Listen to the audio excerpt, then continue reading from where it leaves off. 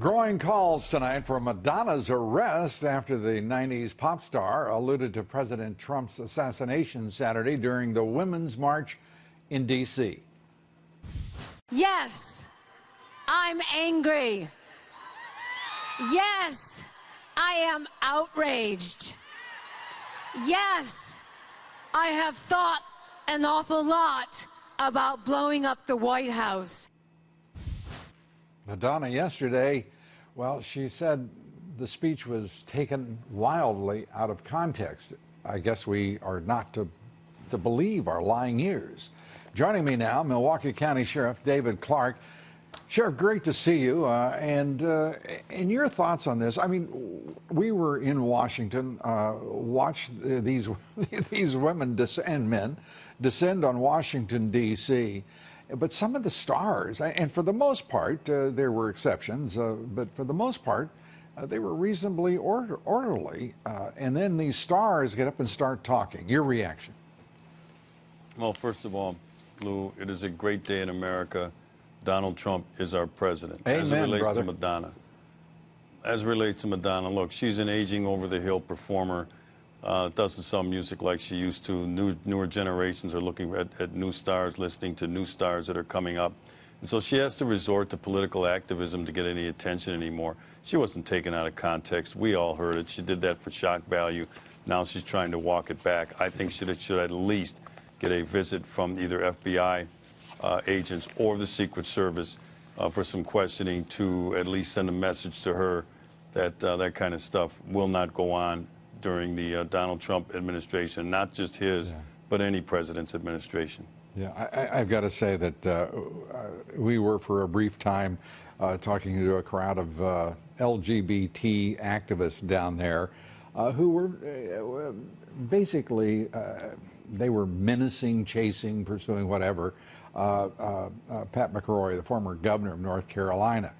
About 30 of them, and they were loud and they were noisy, but you know, the D.C. police, two officers stepped in after a few minutes and just simply moved them out of the way. So this is me saying thank you to the D.C. police, all the law enforcement officers there, handling a crowd that was, for 2 days, they had large crowds to manage, and it was, for the most part, it was so orderly and so terrific, despite the fact there were arrests, you know, the previous day.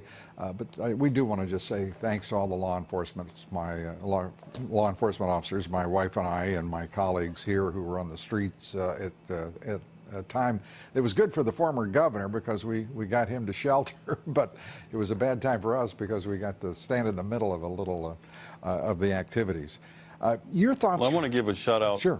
Lou, I want to give a shout out to the law enforcement officers during the inauguration, during most of the week in D.C. as well. I was there. They did an exceptional job. It was a joint effort.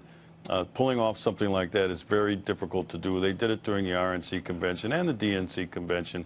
They do an admirable job, but I'll tell you what, if those idiots would have come after me like they did the former governor of North Carolina, the cops would have had to move in to pull me off of them.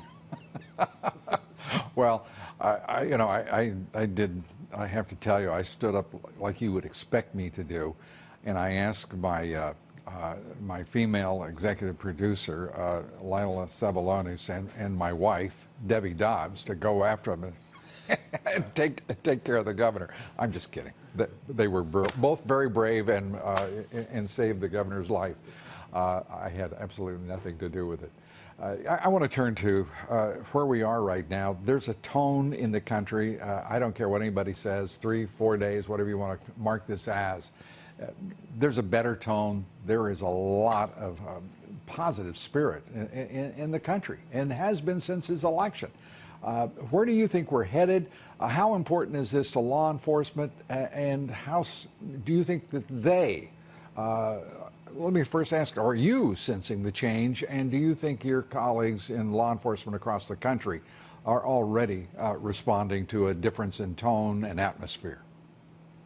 Sure, and I was excited when I heard Donald Trump during his inaugural address to point out the fact that there's going to be a new respect not only for veterans and for active military personnel, but he also said law enforcement.